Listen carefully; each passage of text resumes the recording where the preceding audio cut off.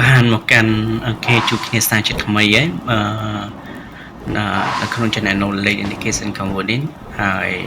យើងនឹងបន្តមេរៀនរបស់យើងបន្តទៀតតាក់ទងទៅមេរៀន Access ដែលមេរៀនមុនខ្ញុំបានធ្វើការបង្ហាញអ្នកគ្នាតាក់ទងនឹងការ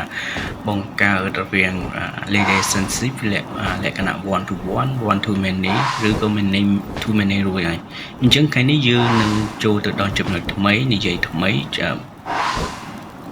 ដែលតាក់ទងទៅនឹងការប្រើប្រាស់ query ណាអញ្ចឹង query គេប្រើប្រាស់យ៉ាងម៉េចមានសារៈសំខាន់យ៉ាងម៉េចទីទៀតយើងទៅកាន់ម៉ាស៊ីនហើយខ្ញុំនឹងធ្វើការអនុវត្តជាក់ស្ដែងឲ្យអ្នកគ្នាបន្តហើយសង្ឃឹមថាអ្នកគ្នានឹងមើលចំណុចទាំងអស់ហ្នឹងពីព្រោះវាមានសារៈសំខាន់ណាស់ពិសេសនៅក្នុង query នេះវាតាក់ទងទៅនឹងគេភាសាគេហៅថាភាសា standard ជាមួយនឹង database ណាអញ្ចឹងបើសិនជាយើងចេះតាក់ទងនឹងការប្រើប្រាស់ query ខ្លាំងយើងនឹងអាចសរសេរជាមួយនឹងភាសា SQL ឬក៏ភាសា Data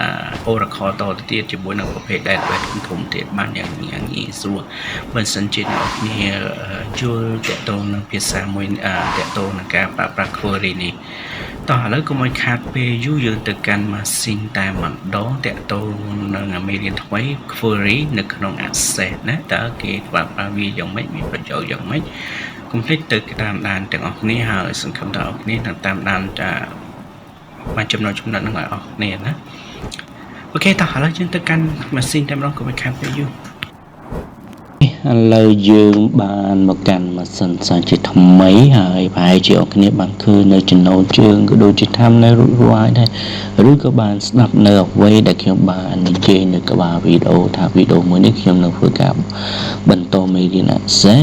ដែលចំណុចនៅក្នុងមេរៀន Access អ្វីដែលខ្ញុំចង់ធ្វើការបង្ហាញសំខាន់គឺតាក់ទងនឹងការតាក់ទងទៅនឹងការប្រើប្រាស់ query វិញម្ដងដោយសារមេរៀនយើងបាននិយាយតាក់ទង table បាននិយាយច្រើនហើយទី1ការបង្កើតទី2តាក់ទងនឹង data type និងការ relationship ជាដើមអញ្ចឹងបើសិនជាអ្នកគ្នាអត់ទាន់បានមើលមេរៀនដែលតាក់ទងនឹង table ទេចូលទៅមើលសិនក៏បានហើយបើមើលរួចហើយអាចមកមើលមេរៀនតាក់ទងទៅនឹង query នេះចំណែកអ្នកដែលអត់ទាន់បានធ្វើការ subscribe នៅ channel របស់ខ្ញុំទេអូខេបើសិនជាបានឃើញនៅវីដេអូរបស់ខ្ញុំហើយចង់បន្តឬក៏តាមដានបន្តទៀតហ្នឹងអូខេកុំភ្លេចជួយ subscribe ហើយនឹងបើករូបកណ្ដឹងឲ្យមួយផងដើម្បីបានទទួលនៅវីដេអូមេរៀនជារៀងរាល់សប្តាហ៍ជារៀងរាល់ថ្ងៃផងដែរអូខេយើងតោះឥឡូវយើងសូមបើក Access តែម្ដងគឺជាមេរៀន Access ដែលយើងបានធ្វើការបង្កើត table ច្រើនហើយតែមានទាំងការ relationship រវាង data type កំណត់អីរួចរាល់អញ្ចឹងយើងសូមនិយាយតាក់ទងនឹងការបង្កើតនៅមេរៀន query នេះម្ដងនេះទាំងពីរនេះណាអញ្ចឹង query បើនិយាយយ៉ាងសាមញ្ញហើយងាយស្រួលក្នុងការស្ដាប់គឺវាប្រើសម្រាប់រុករកទៅព័ត៌មានដែលយើងចង់បានមានថាយើងបើសិនជានេះព័ត៌មានឧបមាថានៅក្នុង table របស់យើងមានទិន្នន័យរាប់ពាន់រាប់ម៉ឺនទិន្នន័យប៉ុន្តែយើងអត់ចង់បានព័ត៌មានមួយណាចង់បានព័ត៌មានមួយណាដែលជាតម្រូវការរបស់យើងអញ្ចឹងយើងត្រូវចេះតាក់ទងទៅនឹង query នេះហើយ query នេះវាមានសារៈសំខាន់បំផុតទៀតពីព្រោះភាសារបស់វាអាចបំលែងទៅជាភាសា SQL ក៏បានហើយភាសា SQL ហ្នឹងគេអាចយកទៅប្រើប្រាស់ជាមួយនឹង database ប្រភេទ MySQL Oracle ឬក៏ភាសាទៀតជាច្រើនណាបើសិនជាយើងចេះMySQL តាក់ទងទៅនឹងភាសាគេហៅថាភាសា standard នៃការ select ទៅលើប្រភេទការគ្រប់គ្រងទិន្នន័យគ្រប់គ្រង database ហ្នឹងអូខេអញ្ចឹងនៅក្នុងនេះខ្ញុំមាន table មួយដែលខ្ញុំនឹងធ្វើការបង្ហាញខ្ញុំសូមបិទចោលខ្លះទៅវាច្រើនពេកកុំឲ្យគ្រាន់តែនេះជា table ដែលយើងបានបង្កើតពីមេរៀនមុនអញ្ចឹងណាខ្ញុំសូមបិទជាចោលខ្លះទៅកុំទុកតែព័ត៌មានណាដែលមានជាផ្លូវការចុះអូខេឥឡូវខ្ញុំសូមយក table មួយឈ្មោះថា import box នេះចុះអញ្ចឹងនៅក្នុងនេះគឺមានឈ្មោះសភៅឈ្មោះចំនួនហើយប៉ុន្តែយើងបើកមើលលក្ខណៈដូចខ្ញុំនិយាយចេះនេះបើកលក្ខណៈ table អញ្ចឹងគឺវាឃើញ table ទិន្នន័យទាំងអស់ដែលមាននៅក្នុង table ហ្នឹងតែករណីដែលគេចង់បានទិន្នន័យអ្វីដែលគេត្រូវការអញ្ចឹងនោះត្រូវតែយើងអាចត្រូវចេះសរសេរ ចេះតាក់ទងទៅនឹង query អញ្ចឹងយើងអាចចូលទៅក្នុង query យើងអាចចូលទៅក្នុង query design ក៏បាន wizard ក៏បានហើយខ្ញុំនឹងនិយាយច្រើនតាក់ទងនឹងហ្នឹងបន្ថែមទៀតនៅសប្តាហ៍ក្រោយណាអូខេអញ្ចឹងខ្ញុំគ្រាន់តែចុចទៅលើ query design សិនចុះអូខេបន្ទាប់មកកន្លែងនេះគឺយើងជ្រើស table ណាដែលយើងយកមកធ្វើកិច្ចការអញ្ចឹង table ដែលខ្ញុំត្រូវយកវាយកមកធ្វើកិច្ចការនោះវាមានឈ្មោះថាimport មកអញ្ចឹងយើងត្រូវយកនេះ table មួយនេះខ្ញុំចុចពាក្យថា add បន្ទាប់មកវាបាទអញ្ចឹងបើយើងមាន table ណាដែលត្រូវការទៀតដែលមាន relationship ទៀតដែលមានទំនាក់ទំនងគ្នាទៀតយើងអាចចុចជ្រើស table នោះមកហើយចុច add មកតែបើសិនជាអូខេយើងអត់ចង់ត្រូវការ table អ្វីផ្សេងទៀតក្រៅពី table សភៅហ្នឹងយើងចុចខ្លុះទៅយើងត្រូវការតែមួយហ្នឹងឯងព័ត៌មានដែលតាក់ទងនៅក្នុង table មួយហ្នឹងយកមកឯងអញ្ចឹងកន្លែងនេះគឺជាកន្លែងដែលយើងជ្រើសរើសណាវាចែកនៅខាងក្រោមនេះមាន field មាន table មាន sort មាន show អីនេះអស់នេះខ្ញុំនឹងនិយាយឲ្យស៊ីជម្រៅបន្ថែមតាក់ទងនឹងការ format តាក់ទងទៅនឹងទាំងអស់នៅខាងលើមាន make table មាន appear មាន update មាន cross tab មាន delete អីជាដើមមានច្រើននៅក្នុងmain query នេះអញ្ចឹងយើងនឹងធ្វើការនិយាយបានស៊ីជម្រៅបានច្រើនតាក់ទងទៅនឹងមេរៀននឹងបន្ថែមទៀតដូចនៅមេរៀន table ដែលនិយាយរួមទៅទាំង table ទាំង query ទាំង form ទាំងអីទាំងអស់ report អីទាំងអស់គឺត្រូវនិយាយច្រើនយ៉ាងបានន័យថាអាច5-6មេរៀនទៅបានយើងអាចចូលទៅក្នុងមេរៀនផ្សេងទៀតបានมันអាចនិយាយតែម្ដងអាចឲ្យអស់ទេពីព្រោះវាច្រើនដូចយើងអ្នកនរគ្នាបានឃើញហើយវាមាន run មាន select មាន make table មាន appear មាន update cross tab delete ហើយនៅខាងនេះវាមានច្រើនផ្សេងទៀតមាន total ណាមានច្រើនគេឥឡូវយើងក៏លេខមកមើលតន្ន័យនេះវិញអញ្ចឹងខ្ញុំចង់យកព័ត៌មានដែលខ្ញុំត្រូវការឧទាហរណ៍ថាឥឡូវខ្ញុំចង់បង្ហាញព័ត៌មានដែលខ្ញុំត្រូវការដែលខ្ញុំចាំបាច់ដោយនៅក្នុង table នោះយើងមានទាំងអស់អ្វីដែលយើងបាន design ដែលយើងបានបង្កើតគឺមានទាំងអស់ក៏ប៉ុន្តែ query យើងអាចជ្រើសអ្វីដែលយើងជាតម្រូវការអញ្ចឹងយើងអាចឧបមាថាខ្ញុំចង់បាន ID យើងអាចទាញវាចូលចេះក៏បានទាញចេះក៏បានឬក៏យើងអាចចុចទៅលើនឹងខ្ញុំអាចជ្រើសfield ឬក៏ column មួយណាដែលយើងត្រូវការយកមកធ្វើការបង្ហាញអញ្ចឹងបើយើងត្រូវការទាំងអស់យើងคลิกទាំងអស់មកបើយើងអត់ត្រូវការមួយណាទេយើងអាចដកវាចេញទៅតាមតម្រូវការរបស់យើងណាអញ្ចឹងខ្ញុំត្រូវការamountខ្ញុំត្រូវការដុល្លារទៅអីយើងយកវាមកហើយចំណែក option នេះត្រង់កន្លែងនេះវាគ្រាន់តែបញ្ជាក់ថាតើ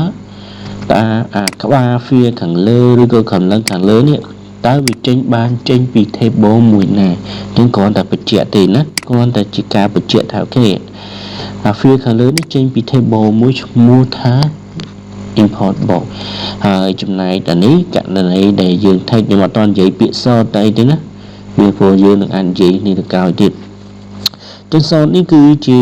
បើយើង take មានន័យថាអ្វីដែលយើងសំទោស sort សំទោសគឺពាក្យ showអញ្ចឹងត្រង់កន្លែងនេះបើសិនជាយើងចង់បង្ហាញទិន្នន័យធៀបពិតយើងបានធ្វើការជ្រើសអស់មែនក៏ប៉ុន្តែចែកដល់យើងចង់ដកអាណាមួយមិនចង់បង្ហាញយើងអាចដាក់ដកសញ្ញា text តែបើសិនជាយើងចង់បានបង្ហាញវាវិញយើង text វាធម្មតាអញ្ចឹងខ្ញុំសូមធ្វើការ text ទាំងអស់សិនចុះហើយខ្ញុំចុចដើម្បីមើលទិន្នន័យនឹងណាអញ្ចឹងយើងចុចពាក្យថា new យកពាក្យថា data sheet view អញ្ចឹងវានឹងរ៉ាន់ទិន្នន័យទាំងអស់ដែលមានដែលយើងបានធ្វើជ្រើសមិញហ្នឹងគឺមាន ID មាន name code TA រហូតដល់ដុល្លារហ្នឹងដូចទៅនឹង table ដែរណាទិន្នន័យអ្វីដែលមាននៅក្នុង table គឺវាមានដូចគ្នាក៏លេខមកមើលករណីដែលយើងចង់ដោះដែលទិន្នន័យណាមួយដែលយើងអត់ចង់បង្ហាញវិញអញ្ចឹងយើងអាចចូលទៅក្នុង new យកពាក្យថា design new ហើយយើងអាចដោះសញ្ញា text ដូចខ្ញុំនិយាយមិញអញ្ចឹងយើងអត់សូទេអញ្ចឹងខ្ញុំដោះដុល្លារចេញទៅខ្ញុំចុច new វាមកអញ្ចឹងវានឹងអត់សូដុល្លារនឹងមិញទេឃើញទេទោះបីជាយើងបានធ្វើការជ្រើសរើសវាក៏ប៉ុន្តែពីព្រោះប៉ុន្តែយើងបានធ្វើការដោះសញ្ញា text ពាក្យថាសូមិញហើយអញ្ចឹងវាមិនអាចបង្ហាញទិន្នន័យដែលមាន ទាំងអស់នឹងមកពីព្រោះយើងអត់ត្រូវការវិញយើងអាចដកវាបានឬក៏បន្ថែមវាបានអាស្រ័យទៅលើយើងណានឹងដែល query មានសារៈសំខាន់ច្រើនណាក្នុងការរុករកព័ត៌មានទៅអ្វីដែលជាតម្រូវការរបស់យើងតោះឥឡូវយើងបន្តបន្តិចទៀតយើងចូលទៅក្នុង menu យកពាក្យថា design view វិញទាំងករណីវិញយើងឃើញតន្ន័យទាំងអស់ដែលមាននៅក្នុង table មានលេខ1លេខ2អញ្ចឹងករណីដែលខ្ញុំចង់បង្ហាញទៅព័ត៌មាន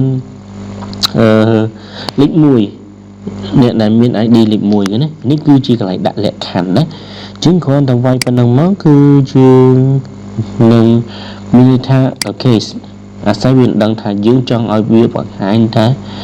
អ្នកណាដែលមាន ID លេខ1ក្រៅពីលេខ1វាអត់ធ្វើការសូត្រទិន្នន័យទេអញ្ចឹងយើងអាចបញ្ចូល new វាមកណាអញ្ចឹងព័ត៌មានទាំងអស់គឺវាបង្ហាញថា ID ណាមានលេខវាមិនអាចធ្វើការបង្ហាញ ID ណាដែលយើងអត់ត្រូវការវាអត់បង្ហាញទេក៏ដូចជានេះដែរអ្វីផ្សេងទៀតក៏យើងធ្វើដូចគ្នាដែរណាហើយខ្ញុំនឹងធ្វើការបង្ហាញតកតនឹងការដាក់លក្ខខណ្ឌការប្រើប្រាស់សញ្ញាការអាភាការអាប់ដេត cross tab delete អីទាំងអស់ហ្នឹងច្រើនទៀតនៅសប្តាហ៍ក្រោយហើយខ្ញុំនឹងធ្វើការណែនាំឲ្យអ្នកគ្នាយល់អ្វីជាសោតអ្វីទៅជានេះបន្ថែមទៀតណាអញ្ចឹងបាទខ្ញុំ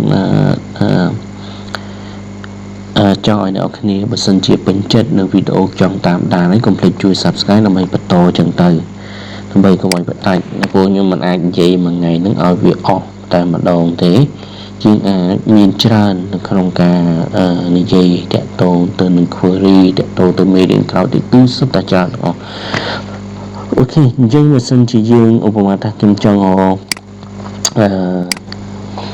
តម្លៃណាដែលធំជាង 5000 មានអត់ដើម្បី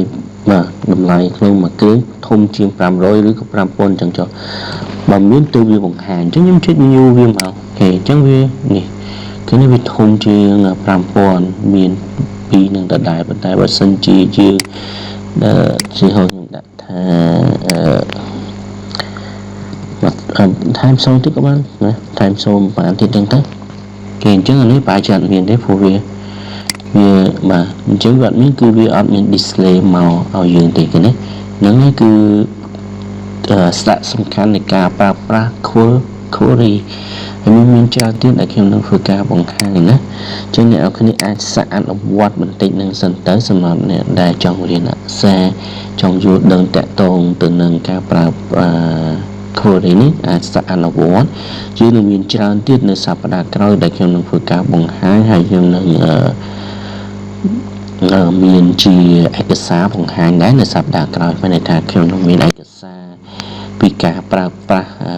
ការសរសេរលក្ខខណ្ឌនៃការសូត្រទិន្នន័យវាមានខ្ញុំនឹងធ្វើការបង្ហាញជាឯកសារ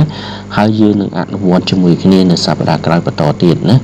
អញ្ចឹងបើសិនជាអ្នកគ្នាចង់តាមដាននៅវីដេអូខ្ញុំបន្តកុំភ្លេចជួយ Subscribe នៅ Channel Knowledge Education Cambodia និង Channel Naroke Official ក៏ដូចជា Page បង្រៀនផ្នែក Computer ផងដែរជាចុងក្រោយគឺខ្ញុំមានវីដេអូនៅចុងវីដេអូសម្រាប់អ្នកគ្នាអាចធ្វើការសិក្សាបន្ថែមទៀតស្វែងយល់បន្ថែមទៀតអញ្ចឹងបើសិនជាអ្នកគ្នាអត់ទាន់ច្បាស់កន្លែងណាអ្នកគ្នាអាចចុចទៅលើវីដេអូចុងក្រោយក៏បានបើសិនអ្នកគ្នាពេញចិត្តឬក៏ចូលទៅក្នុង playlist របស់ខ្ញុំអាចមើលរើសមេរៀនអ្នកគ្នាត្រូវការរៀនសូត្របន្តទៀតទៅបីសិក្សាបន្ថែមតាក់ទងទៅនឹងចំណេះដឹងផ្សេងៗជាច្រើនទៀតអូខេអញ្ចឹងអរគុណច្រើនសម្រាប់ការទស្សនានៅវីដេអូមួយនេះហើយកុំភ្លេចសប្តាហ៍ក្រោយយើងនឹងបន្តនិយាយតាក់ទងទៅនឹងការប្រើប្រាស់